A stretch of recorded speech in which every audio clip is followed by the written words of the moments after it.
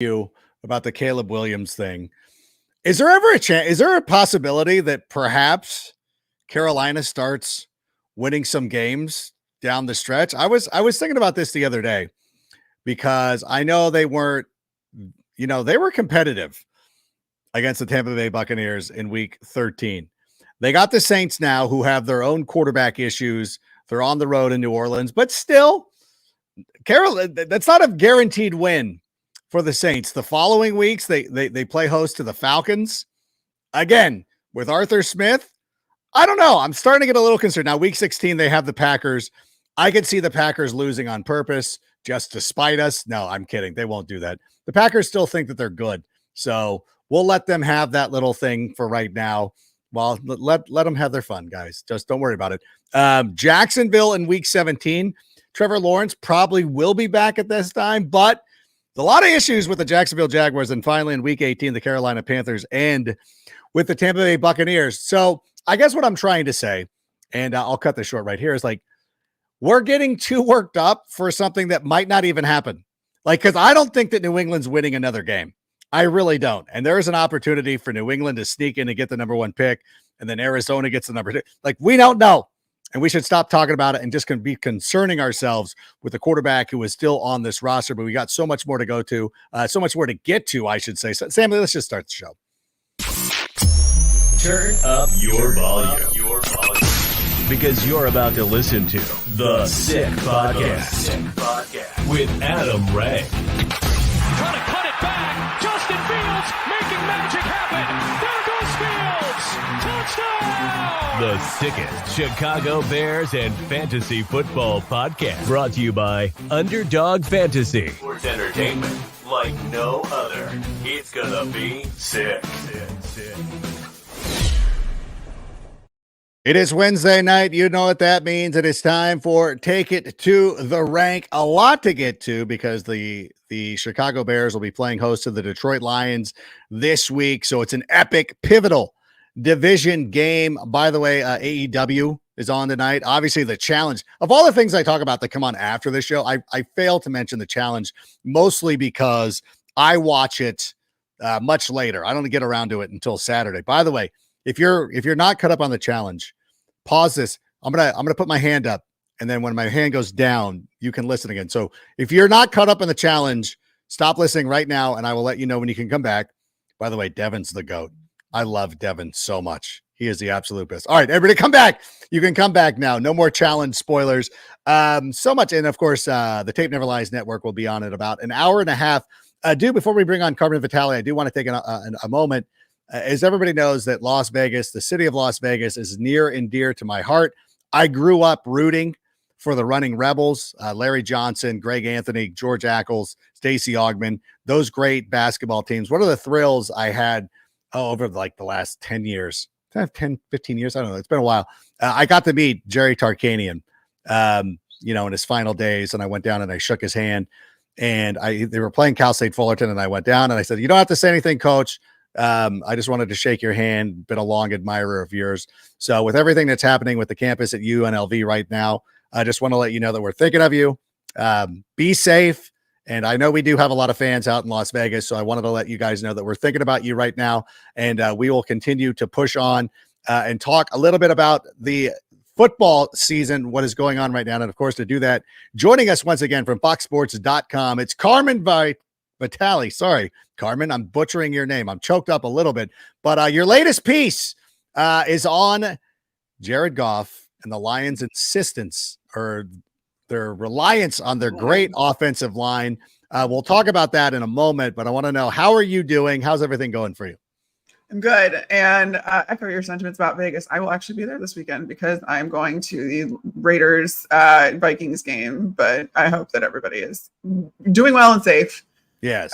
This is the country we live in right now, and it's scary. So it is. It's a very scary situation. So it's been kind of weighing on my heart as we're looking at that through social media and everything else. So everybody in Las Vegas, we're thinking about you. Carmen will be out there. That's going to be an interesting game before we jump into the Bears. Yeah. As we transition to football as best that we can. Minnesota's in a real interesting spot. And I'm thinking about this too, because I got Devontae Adams on my fantasy team. I sort of don't want to play him because I think Brian Flores' defense against a rookie quarterback is going to be a tough go. What's the deal with the Vikings right now? Coming off a loss against the Bears, how are they looking this week going up against the Raiders? Short answer is we don't know how the Minnesota Vikings are going to look because Justin Jefferson is coming back. Yes. And Kevin O'Connell said today that Josh Dobbs is their starter for Vegas or against Vegas. And he will now have the benefit of the best receiver in football, at least according to Offensive Player of the Year standards last year. Yes. It's going to be interesting to see if that can really boost Josh Dobbs, especially when you consider that he's going to have another option to go to and maybe won't have to make some poor decisions like he did against the Bears like last time these two teams played. So it's going to be interesting. It's going to be very interesting. I think that defense is still it's really incredible to see the maturation of it throughout the season. I talked to Brian Flores before the season started just about what we were going to see and what he was trying to do. And he's been able to do that and more into something that we've really never seen before defensively in the NFL. And Kevin Seifert has a great piece on ESPN about where the influences that Brian Flores takes with him into the NFL. And it's not from where you think it is. I won't spoil it, but it's not from where you think it is. And so it's going to be interesting. Is it from the Premier League by any chance? Okay. No, it's from college football. It's just not the school that you think it's from. That's all. I thought you were going to talk about Arsenal's huge win over Luton Town on Tuesday evening. But in any event, we won't spend too much time talking about that. We'll be talking about the Bears and the Lions. Obviously, the Lions were victorious in Week 13, kind of skated by the New Orleans Saints. I thought that game was kind of in doubt. They lost to the Packers, obviously, on Thanksgiving because that's what they always do. They escaped the Bears a couple of weeks ago. It felt like a couple of weeks ago, the Lions had a stranglehold on the division. Now it feels like they're just kind of scuffling by. What's changed for them? Injuries have changed for the Detroit Lions. That has across the board on both sides of the ball. What we're seeing, and the reason that I wrote that article was there have been multiple injuries now to the offensive line, and the health of that line directly affects how good of a quarterback Jared Goff is. You had the benefit of the full line for the first 6 weeks of the season. Jared Goff was looking like an MVP candidate at that point. And then you get the injury to Halapoulivaati Vaitai. There we go. Big V. He goes down again. And then you have Jonah Jackson, who went out for a couple of games, including that game against the Bears. And it's one of those things where that is the determining factor for Jared Goff and therefore this offense's success. And then on the defensive side of the ball, the secondary does not look like it was supposed to. They fortified it in free agency with Emmanuel Mosley and CJ Gardner-Johnson. CJ Gardner-Johnson says he's going to come back soon. We don't know if that's the case. Emmanuel Mosley is out for the season. So this is a pass defense that is struggling because they don't even have a rotation. They're starting the corner at this point. And against the Bears, they played 100%. The starting corners played 100% of the defensive snaps. Starting safeties played 100% of the defensive snaps. And then last week against New Orleans, they played 96% of the defensive snaps. That's just, it's no way to live. And they're really one injury away from catastrophe at this point. And Frank Ragnow, I think, was on the injury report as well. Yes, now you have that, which is going to be, I think, even bigger than most because he's the center.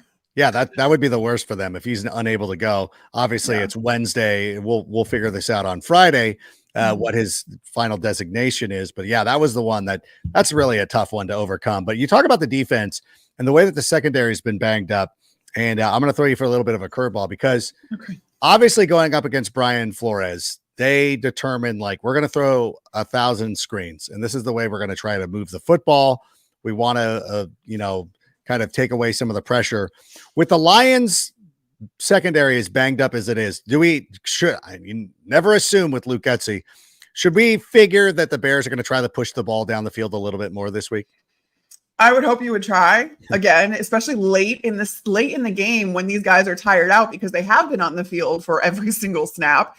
There's an opportunity there to really tire them out and to maybe make some plays and have your guys beat their guys just outright because they're tired.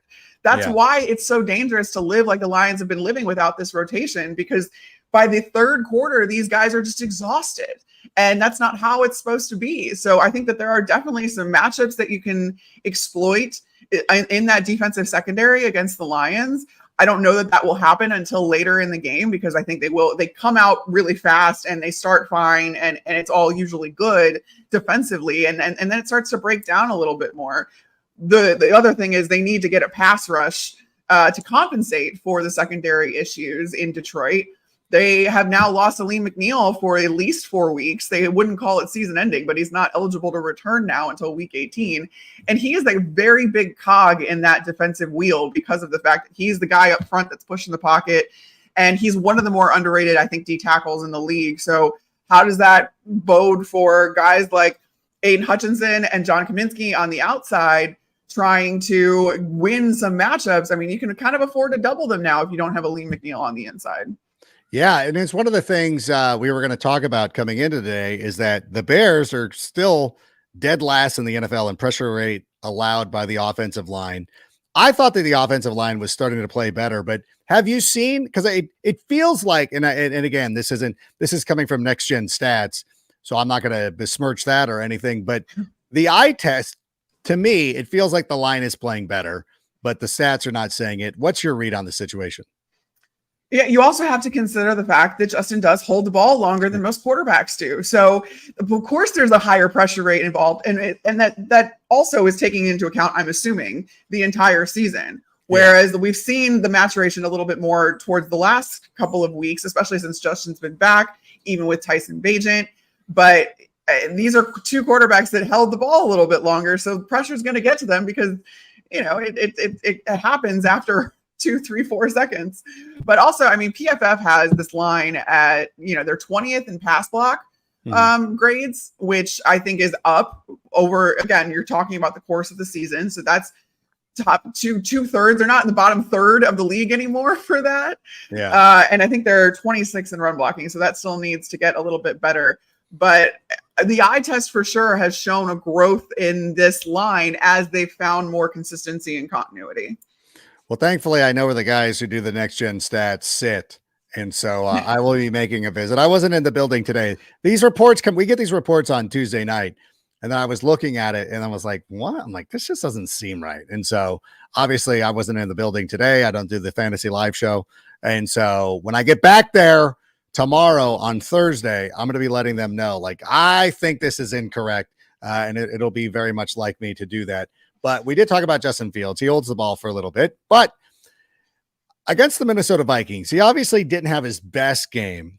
A couple of fumbles that were problematic, but he did make the plays at the end when he needed it. This is what we've wanted to see out of Justin Fields. You can go out. There's plenty of quarterbacks throughout NFL history who have thrown interceptions or have done things that cause their team to fall behind, whatever, but they rise to the occasion and they get it done. And this is something that we've wanted to see from Justin Fields. Do you think this is a turning point kind of moment, or is it still a huge concern for you? Justin Fields absolutely deserves credit for bouncing back from those 2 fumbles and for going and delivering that strike to DJ Moore that helped get them into field goal range and helped them win the game at the end with some really good clock management mixed in. He absolutely deserves credit for that. But let's not pretend like he had a really good game even before the fumbles. It was not super effective. This game ended with a 12-10 score. Right. The Vikings committed 4 turnovers. Josh Dobbs threw 4 interceptions. The Bears only got 3 points off of those. One of those interceptions, they gave the ball right back afterwards because it was one of those fumbles. So yeah, I can't call it a turning point until you show me 60 minutes of good football, which is something that I've said from the beginning when Justin, had, especially against the Broncos, when he had that great first half and then kind of tapered off in the second half. Now we're seeing the inverse where you struggled for a lot of the game and you came in when it counted and you were able to win the game. And that is absolutely something that Justin Fields deserves credit for. But you should have been way more comfortably ahead at that point, to the point where you could afford to have fumbled the ball or that kind of stuff. I mean, they really almost lost that game. Minnesota did more than their fair share to lose that game. And against a better team, that stuff is not going to fly. But I thought that the Minnesota Vikings were playing well. We've seen Justin do this, against the Commanders. He had 4 touchdowns against the Broncos in that game. He had 4 touchdowns against the Commanders. We've seen instances, especially going back to last season, where Justin Fields has been amazing, where the game's been awesome and he's gone for a lot of yards and he's had a lot of points scored and everything, and then they lose. This was finally, again, the inverse. I kind of like I will take that. Like if Justin Fields just wins, because and it's funny too, because a lot of the people are like, quarterback stats only matter when it goes against the case for Justin Fields. Like when he wins, like when he plays well and they don't win, everybody's like, oh, this quarterback sucks, he can't play. And then you're like, well, he didn't play well if they won. They're like, well, then wins aren't a quarterback. I'm like, I can't keep up with whether the wins are a quarterback stat. I'm just happy. Oh, I'm firmly in the camp that they're not. I'm firmly in the camp that they're not. But I still sort of think that they are. It's like a win in baseball, like a winning pitcher in baseball. Your team can win, 9-5, but as long as you leave a game while you're winning and a team never relinquishes the lead, you get the win. Yeah, but think about how much more the game depends on the pitcher than it does on the quarterback. This is a team game for a reason. It's a team sport. Football is touted as this amazing team sport. You have to play complementary football to win the game because, we've seen it with so many teams where the offense, the early part of last season for the Lions, the offense was crazy, but the defense was terrible. So it didn't mean that Jared Goff wasn't a good quarterback. It just meant that they weren't winning games because the team wasn't a factor. So I don't know how you can say wins are a quarterback stat when quarterbacks don't affect the game. They can't do it on their own. Right. You see, I don't know. I think that there's not a lot of credence to that argument that you can count a win for a quarterback. Well, if they did it. Well, they do it for Jordan Love. Now everybody wants to say wins are the biggest quarterback stat there is now. Oh no. Well, I don't. People love it. I've been saying that Jordan Love is going to be good. You just need to give him some time. You need to give his receivers some time. You need to give that whole offense some time. Wasn't sexy, but sure enough, they just needed some time. I'm still waiting for it. I'm still am I crazy?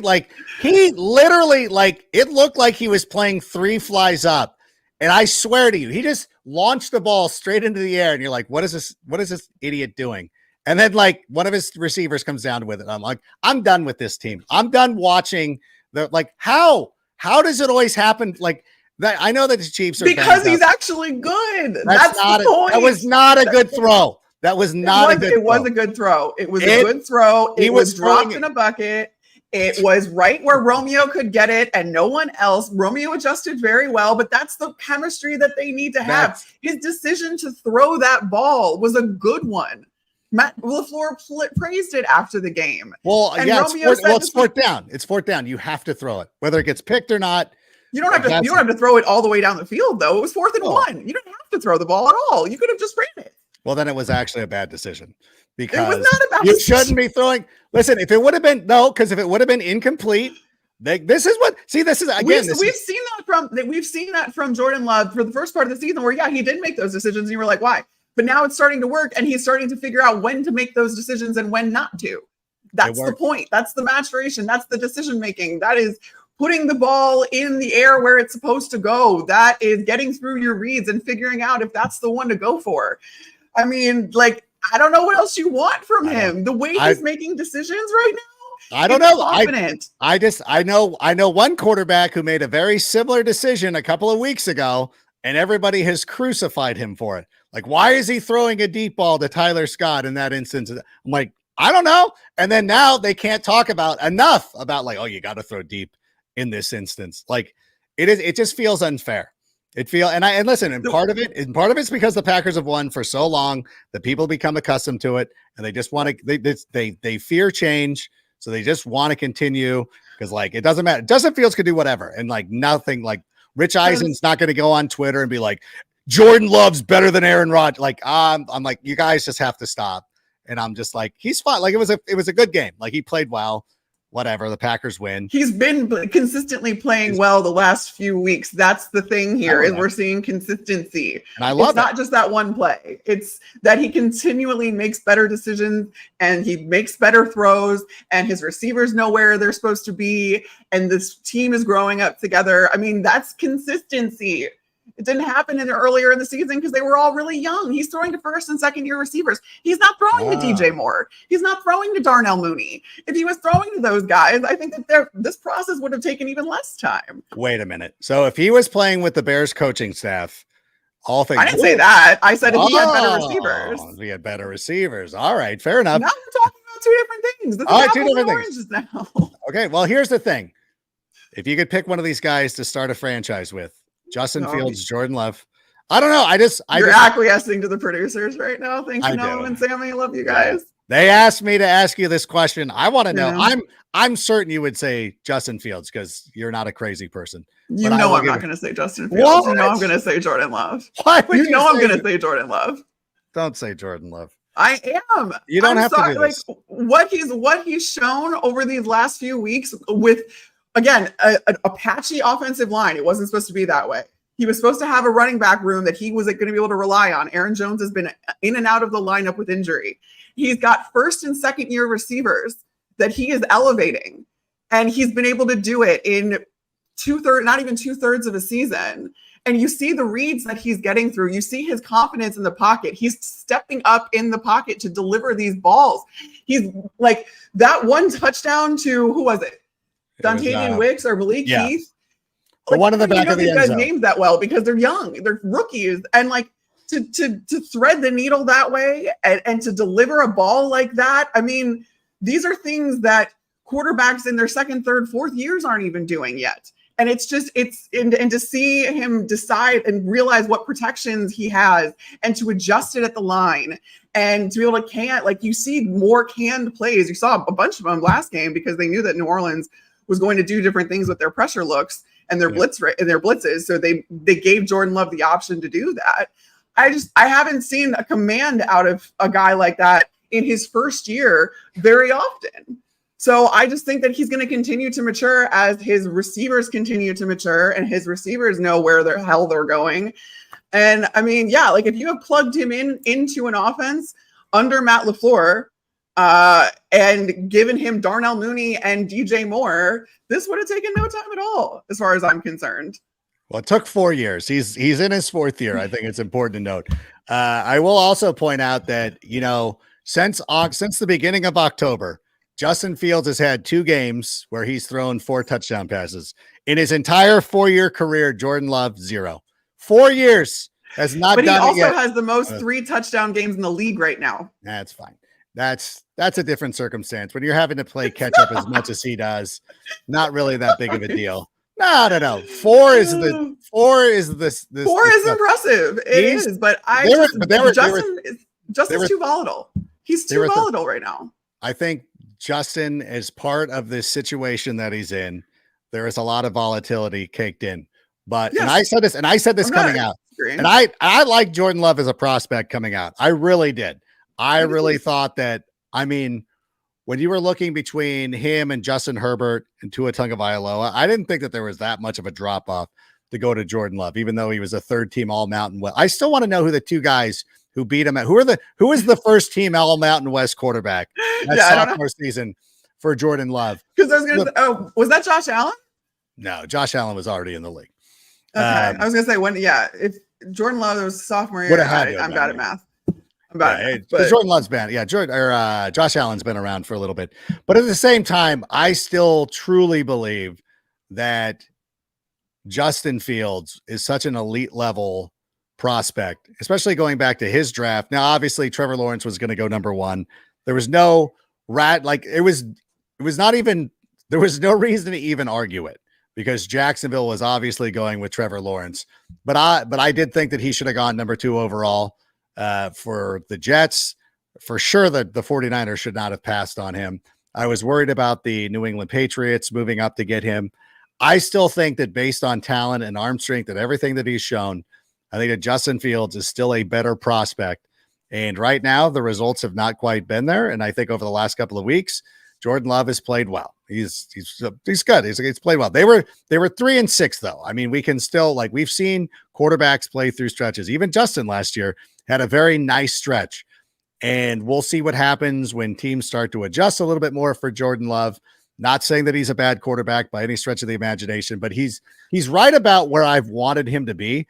because when the Packers were 3-6, I was starting to get concerned because I'm like, I don't want them to go into this situation where they're tanking now, where number one, they can either get into the mix for one of these quarterbacks or even worse, go for Marvin Harrison Jr. But now the Packers have won enough games to kind of take them out of that mix. The schedule's working out for them, although I do think the Giants beat them this week. Watch. It's going to happen. Don't act shocked when the Giants win this week. That is one of my bold picks. I truly, Think of who Jordan Love has won a game over at this point. When the last 2 weeks were the Kansas City Chiefs and the Detroit Lions. The Lions that you just said had no secondary. You were just saying like this. The secondary is dead. Yet. They're dead. The secondary is and they also had Ali McNeil and Aiden Hutchinson to start with. They're still not a bad team. That's just why you can't. You asked me why you can't just give them the crown. And I'm saying that's why.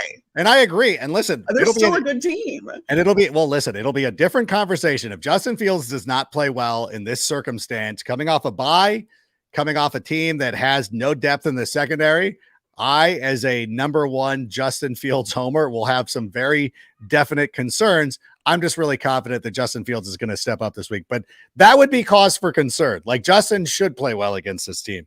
Jordan Love should play well against that team. He should play well against the Minnesota Vikings. That's a great defense. You know what? Part of it too, like they settled for have 3 points off of turnovers. They get way too conservative. Go for it. Like, I don't know sometimes what. Well, then Justin needs to go for it. At this point, he's been in the league 3 years. Why isn't he audibling at the line and saying, you know what, DJ, just go. I'm going to get you the ball. Like, quarterbacks do that. There's tons of quarterbacks that do that. Like, guys overcome their circumstances. And that's why Justin is not entirely the problem. I totally get that. Right. And I've never said that that's the case. I absolutely think that this scheme does not fit what Justin is best at.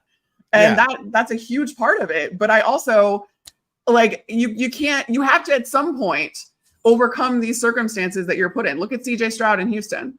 He's a rookie and he's overcoming the fact that he doesn't have a good offensive line. He doesn't have good receivers. He's got a defensive-minded head coach, a first-time play caller. Tank Dell, pretty good.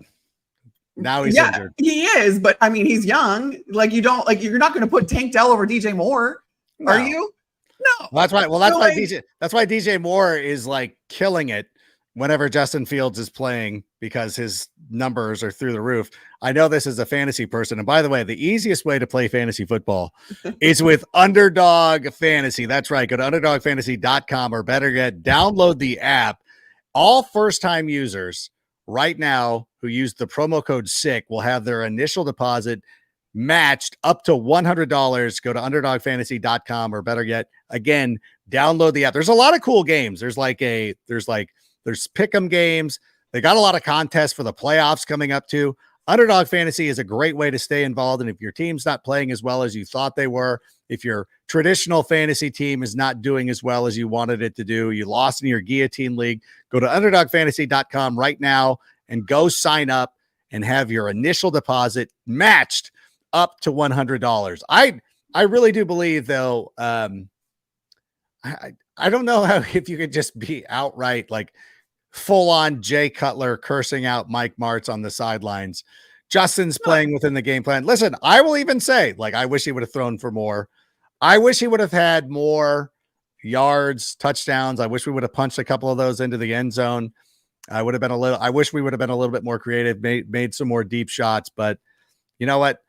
Also, I'll take wins. So if Justin can mix in 4 touchdown games with some wins here and there, I'm all for it. But I still think that he's the better prospect. And I will continue to say that even if things don't work out, because I think that if Justin does not work out in Chicago, I think it's more a case of we failed him more than he failed Chicago. And both things can be true. I will die on that hill. You know, it's interesting too, because I saw there was a report. I forget who put it out there. And I don't know how much I believe this, but somebody was like, oh, the Bears have kicked the tires, have talked about Eric Bieniemy. And to me, this seems like the kind of thing that you say because Eric Bieniemy was in Kansas City, Ryan Poles was in Kansas City. Right. I can't believe that there's much credence to this, honestly, as somebody who's like kind of over Matt Eberflus. But you've always said all along that you feel like Matt Eberflus is going to return next season. Do you still feel that way? Yes, I probably feel a little less confident in saying that now, but at the same time, we have seen the improvement on the defensive side of the ball. This is a team that is tied for first in fewest yards allowed on the ground. I think they're second in rushing yards per play allowed defensively. Their pass defense absolutely needs to step it up still. I think they're 20th? I wrote it down, 21st in passing yards per play allowed. But like their red zone defense needs to be a lot better. They're dead last. Third down defense needs to be better. Sacks still need to be better, but we've seen an uptick in pressure rate since Montez Sweat got there. Yeah. And you see what a true pass rusher can do in this system. And so you've seen the improvement on the defensive side of the ball, which is Matt Eberflus's side of the ball. And I think it's been enough now. And if it continues on this trajectory, will be enough to at least keep him around another year. A big reason that I also said that I don't think they're going to part ways with him is because, for all we know, he has multiple years left on his contract. He's got at least 1 year left on his contract. And the Bears don't like paying for coaches that aren't coaching for them. So I think that especially if they do end up bringing in a new quarterback, that there's a sense of like, okay, you can put everybody on the same timeline. Can that also include firing the head coach? Yeah, it can too. But I still I think that Matt Eberflus still has kind of a longer leash. Given the fact that the defense has improved. Yeah, there is and again, because Tyler keeps talking about this because the players talk about this all the time, or at least the guys in the receiving room, like they're not 100% out of it. They are 2 games behind the 7th seed. They get to play those teams, at least one of those teams again with Green Bay. So the players are very mindful of like, yeah, we're not completely out of it. We're 1 win away from, I mean, honestly, if they would have held on, we talked to Tyler, and it's always, and he brings up the 2 games he brings up is Detroit, and he doesn't bring up the Denver game, which I think to me, the Denver game is more egregious than week 1 against the Packers. The Packers hurt more because it's the Packers, right, and that franchise sucks and their fans are terrible. You're not saying that. Adam Rank is saying that. Carmen Vitali does not. These views I don't hate any of the fans I cover. I'm not going to say anything bad about any of the fans I cover. Carmen loves your team. She's fair and balanced with everybody. Rank is not fair for anybody. Rank is not balanced. I'm fair. I'm just not balanced. And I think by now we all go. It's very funny because like as my game picks come out and stuff, like all these people, it's been over the last couple of weeks, especially like with Broncos fans and all these other ones. The people on the Instagram and all this stuff, they plead with me. They're like, Rank, if you would just stop supporting Chicago the way you do, you would be considered like one of the best analysts because you're typically you get these upsets. You let your heart rule over your and then Chicago is completely just nope, not even a little bit. Tyson Bagent against the 85 Bears. Give me Tyson Bagent. No, it's just the way I'm going to be. And I'm like, but I think everybody just kind of goes along with it now. So it's fine. And I forget even what my point was going to be, but, we talk about the game. So I'm like week 1 being what it is, like, fine. Like Matt LaFleur is fair, like whatever. The Detroit game and the Denver game. You win those 2 games. Like you win those 2 games, you're 6-6. Now we would be behind the Packers for a playoff spot. We'd be tied with the Rams, and at least we would be in that picture. Even winning one of those games to be 5-7, and then all of a sudden you're in the hunt team because they I don't know if you noticed they had to take the Commanders out. So we were on Fantasy Live one day, and they put up a graphic, and like the show, it was one of our live shows. 2 of them Monday and Thursday are live. And so I'm like, why is Washington on this list and not the Bears? And the producer's like, don't say anything. I'm like, no, like the Bears beat the Commanders. We have the same amount of wins as them. So now Washington's no longer one of those teams listed in the hunt. They had it, and it looks unbalanced because the AFC one has a lot more. That was me causing a ruckus as I do. And so I think the team is close. And so I don't even know what I was saying, but it just seemed, no, what I'm saying is like, it's premature now to even talk about Eberflus. I talked about at the top of the show, like Carolina could easily win 3 games down the stretch here. Eberflus. Honestly, what goes on behind the scenes in Carolina, I'm not convinced they're going to win another game ever. Oh, is that right? Oh, did you see everything that came out about David Tepper today? No. And how Listen, hands-on he is with football decisions. I had And no, and how he made Rivera switch to a 3-4 defense, and how he was the driving force behind the Deshaun trade, like wanting to Deshaun Watson. And like he's the wow. one that's like pulling a lot of the strings behind the scenes. And like when you have an owner that's that involved, that doesn't bode well. I don't know. Like that's hard. Ignore everything I said at the top of the show. Carolina's going to go. We're going to get the first overall pick. Let's take Marvin Harrison Jr. and let's go. Can I ask you though? Like, let me just put this theory out for you. I truly like. I know that you like Eberflus. We like Eberflus, but like but here's my thing: if Eberflus is going to get another year, and Luke Getsy's coming back, like you might as well then just go with Justin. Like, all right, keep it going. I think that if you have Marvin Harrison Jr., that you go at it 1 year with Justin Fields, Marvin Harrison Jr., and DJ Moore. I know a lot of people don't know this, and I might be breaking news for people out there. So I want everybody to hold on to their hats. I hope you're sitting down for what I'm about to say, because this is going to be shocking news. The Bears would be able to pick a quarterback in 2025. I know. Like I know a lot of people are acting like this is the last season the Bears could ever draft a quarterback. And believe me, what that means then. That means another year of bad football. But if you're going to keep Eberflus and all these guys anyways, like you might as well go. And then the next guy is going to come in and have Marvin Harrison Jr. and DJ Moore. I'm just saying Marvin Harrison Jr. should be the number one priority, because I think that's Randy Moss. And you look at what that's the thing, because I think there's a way to do both. It would involve a lot of losses on the Bears' part. So I don't know. We'll see how it goes. Again, there's a lot of things going on. There's a lot of factors into this. And again, listen, we should worry about Detroit. Let's beat Detroit and see what happens. I know people think we're stupid for wanting to win games. I still like winning football games. And Sunday's my birthday, and I don't want to lose to the Lions on my birthday. Birthday. Thank you. You're a Sagittarius. Yes. I'm a fall baby. I had an argument with somebody recently because I'm like, oh, I'm a fall baby. They're like, no, you're not. And I'm like, it's still fall. I know it's technically still fall, but like December everywhere in the, I guess you like being in California. In California, you can claim that, but like the weather has turned in Chicago. We had snow the other day. Like, oh no, it's winter in December. December is winter. All right, it's snowier. As a fellow winter baby. I'm a fall baby, but what I was going to say, how about some questions though, Sammy? By the way, I told Tyler to catch a touchdown. I go, Tyler, you better get your first touchdown on my birthday. That would be apropos. Oh, that would be nice. But Sammy, sorry, Simon. Sorry to make you wait. The team can win at least 4 games the rest of the way. Why are Bear fans so negative as a group? Team's getting much better. Can win all 5 games. Simon, I agree with you.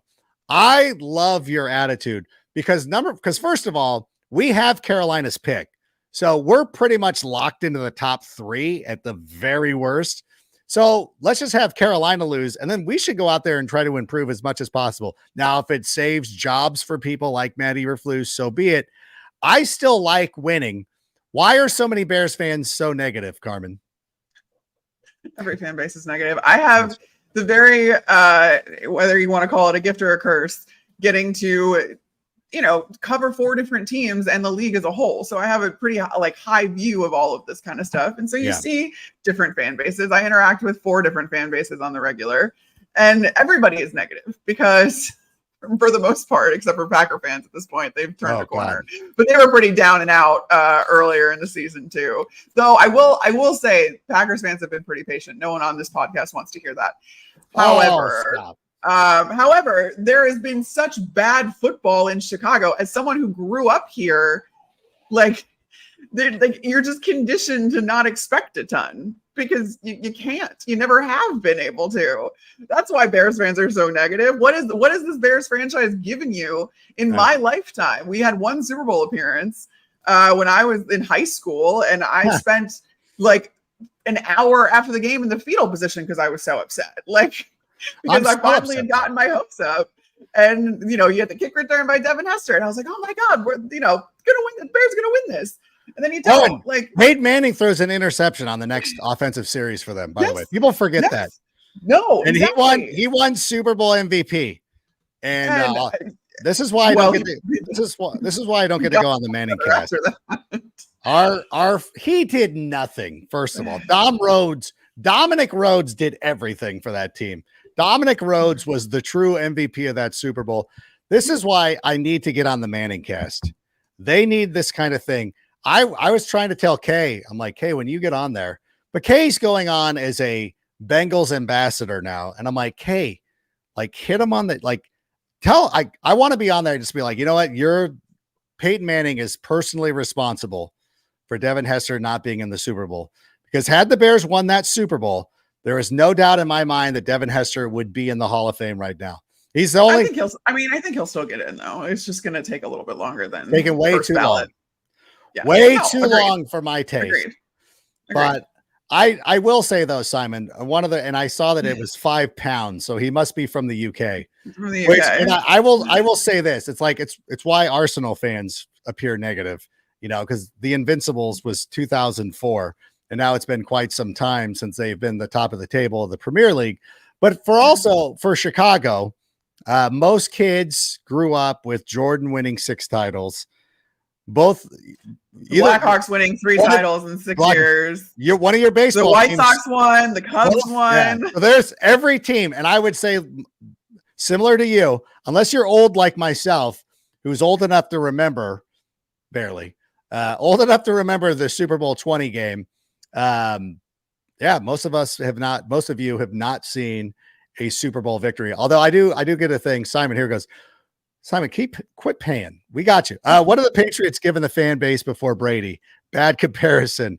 When we get good, we can ride the wave. This is, what's funny, Simon, the thing, what the Patriots gave them before Tom Brady? A 46-10 loss in the Super Bowl. Like that was it. I'm going to put this out on my Instagram because I'm a jerk.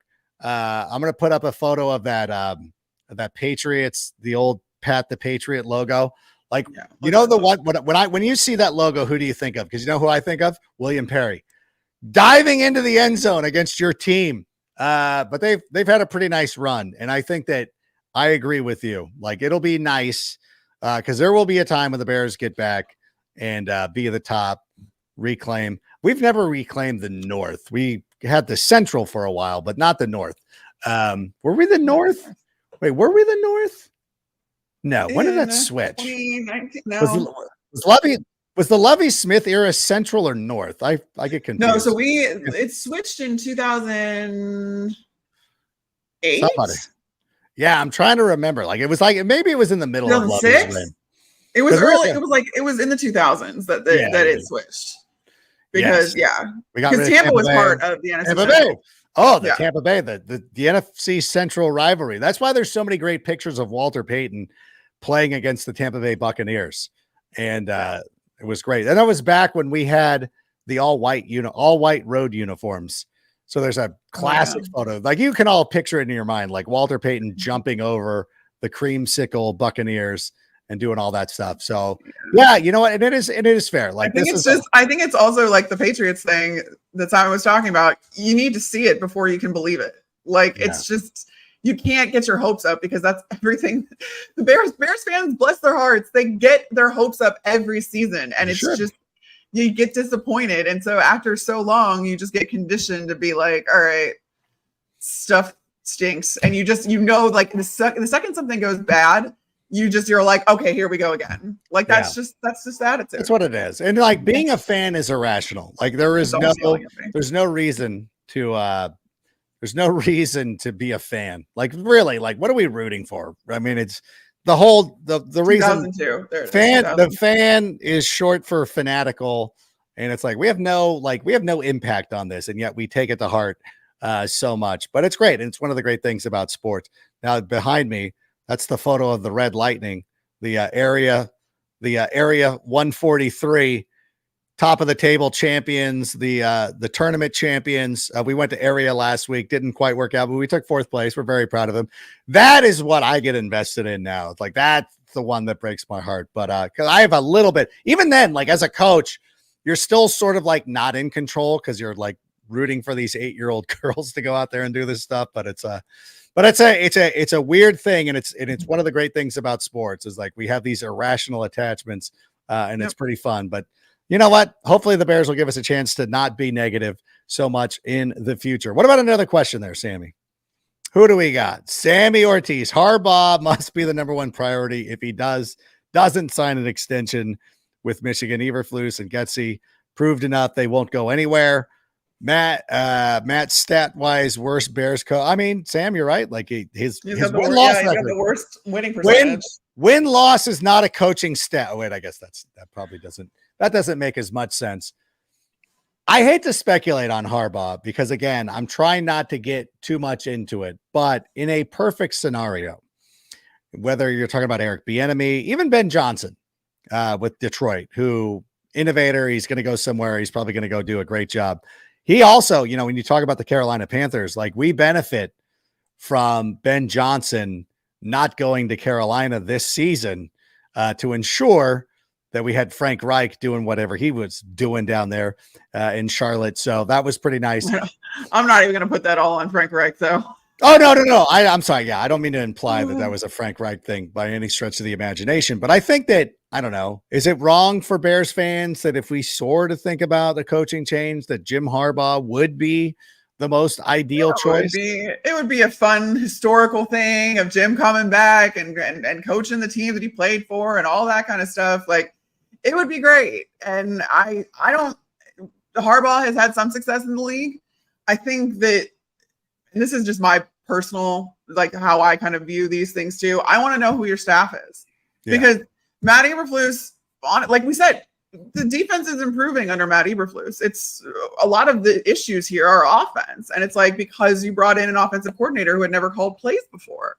And I want to know who Jim Harbaugh is bringing in, and like, not obviously offensively, but right. I want to know like who his staff is and if he's pulling all from college or if he has some guys mixed in from the NFL. That like there's an adjustment there too. You're coaching grown men versus guys that are young and impressionable and trying to mold them into men.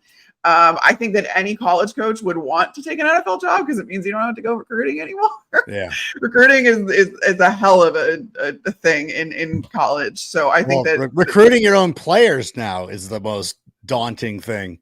Right now with NIL and the transfer portal and all that kind of stuff, it's just it's so murky and messy and whatever. So I wouldn't blame Jim Harbaugh for being interested in an NFL gig. I just I don't know. I think it's one of those things where you can't. What's the point of getting your hopes up if you don't know if the Bears are actually going to part ways with Matt Eberflus?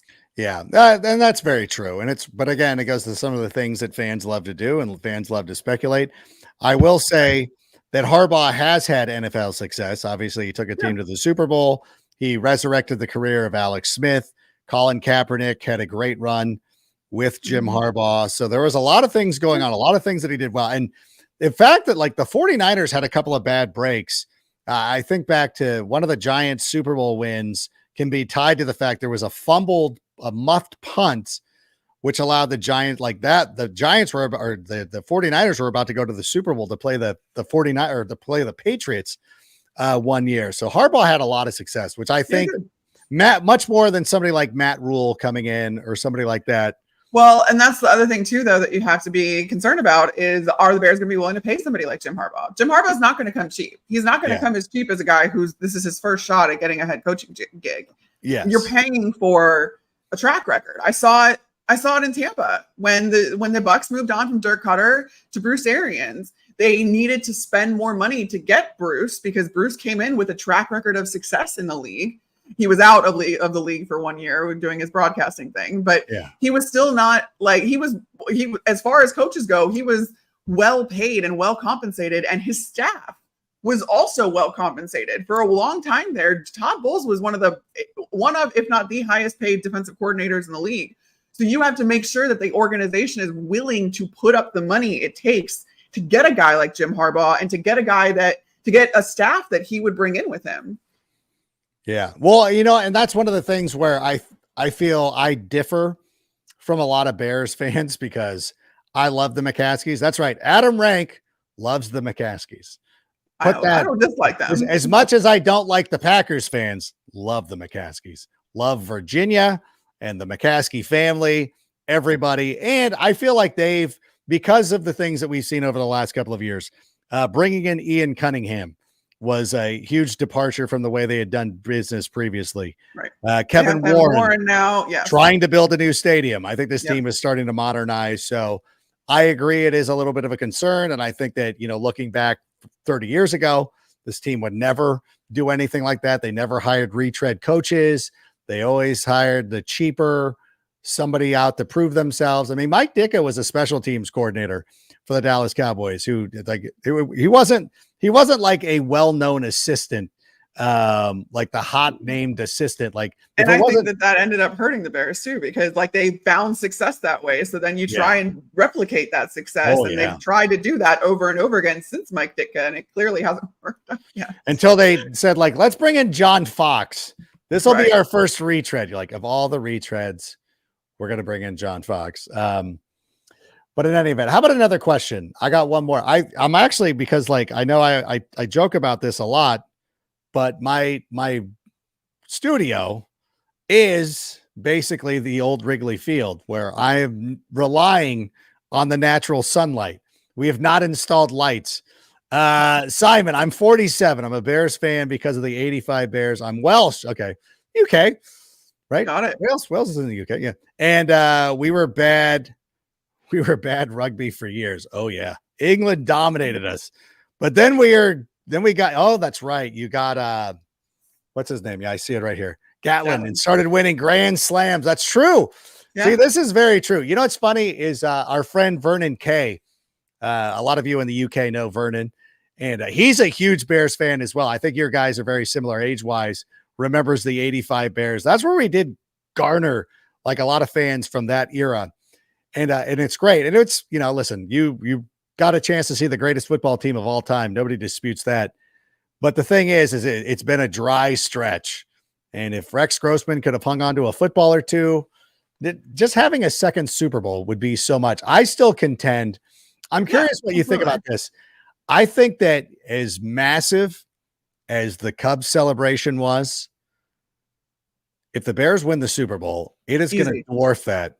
It is going to make it. It's going to make it look like Berlin playing a Food for Less opening. It's just going to be it just will be the most unbelievable party of all time. As much success, or as much as Chicago loves all of their sports teams, and I think it's the best sports city in the country, in the U.S., it is a football town. Yeah. And if the Bears were to win, that city this city would go bananas. Yeah. That's like, it would dwarf anything, despite the fact that the Cubs hadn't won in 100 years, and despite the fact that the Blackhawks hadn't won in 60 something years before they had that one in 2010. And then they went on and replicate it 2 more times in the span of 6 years. I mean, that was all incredible to be a part of. I went to all of those parades. The city was electric, and I just know that it would be even more so in Chicago. But you think about the fans a lot of them that are on social media. Yeah, they're more like my age, where I'll be 35 next month. Yeah. I've never seen anything like a continued run of success from the Chicago Bears. Yeah, and that's never. And again, like, there are times where you can get your hopes up and you think that this team has turned a corner, and then all of a sudden stuff starts to go wrong. So you kind of revert back to the same old Bears, because I've never experienced the success. I've never seen a team like the 85 Bears. And even if I had, it probably would have been a small child. Yeah, you would. But that team still permeates throughout the city, but it's kind of, it's a historical team. It's not something that you can really stand on, especially with this day and age, where you have success being rubbed in your face from other teams online all the time. Yeah, it might as well be Gettysburg, because I do a show on Sundays for NFL Digital Media. Leslie Frazier's on the show, and I freak out because I'm like, oh my God, Leslie Frazier's here. And then people the Italian guy who's on the Fantasy Life, what's his name again? But whatever. I'm like, do you know what team Leslie Frazier played? And he's like, he knew him as the Bills defensive coordinator. I'm like, I hate the kids. No, but he was in Tampa too before I got there, but he was there. I ended up with a hoodie. I ended up with a hoodie of Leslie Frazier's that had his little name tag in it because Dirk's son gave it to me because I used to have to scrounge for like team issue gear because they didn't give us anything. Of course. So I would like scrounge for anything I get my hands on, and I had a hoodie that like once belonged. Yeah.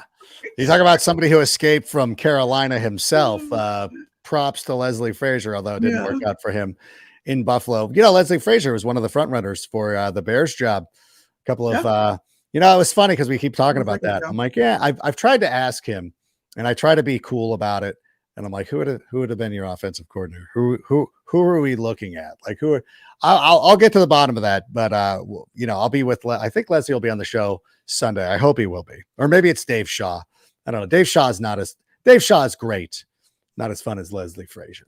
So we sit there and talk 80. We chop it up about the 85 Bears, much to the consternation of everybody else on the set. But it is what we do. But listen, we're running out of time. I'm gonna go teach my class. You're running out of daylight. Running out of daylight as well. We're gonna call this game. Ryan Sandberg is at the plate. Ryan Sandberg was a famous. Get yourself. I have this little thing that just clicks on. It's right here. I didn't plug it in because I thought I had enough light. I saw I got to be when I do GMFB in the morning. I'll be on the green screen. Oh, that's what I was gonna say too. I can't wait. If I'm still with the NFL Network, I can't wait for the Bears to win the Super Bowl, and they fly Kyle Brandt out there first class, and then I'll be arriving there like planes, trains, and automobile with the late John Candy taking me through Sheboygan as I somehow make it. Kyle Brandt will be there with his coiffed hair, and I'll just be on my iPhone, be like, "Hey, everybody, this is me," but I'll be down with the people, with the fans. And I'm looking forward to that. But Carmen, I want to thank you so much. Great to talk to you again. Sorry that we didn't connect last week. That's Tyler Scott's fault. I was going to say, I got bumped for Tyler. I get it. Tyler's amazing. So he was like, I can't. No hard feelings. He heard what you said about Jordan Love and he just couldn't come. No, just joking. But we thank you for coming on. It's always a great time to talk to you. We'll talk to you next week. Enjoy Las Vegas. Give our love to the city, and we'll see you then. Okay. Oh, you know, I'll send it off for both of us. For Carmen, I'm Adam. This was a sick podcast. Take it to the rank. Sammy, go ahead and play us out and bear down. And that's a wrap. Hope you don't miss us too much until next time. Follow the Sick Podcast with Adam Rank on YouTube, Instagram, Facebook, Google Play, and Apple Podcasts. Brought to you by Underdog Fantasy.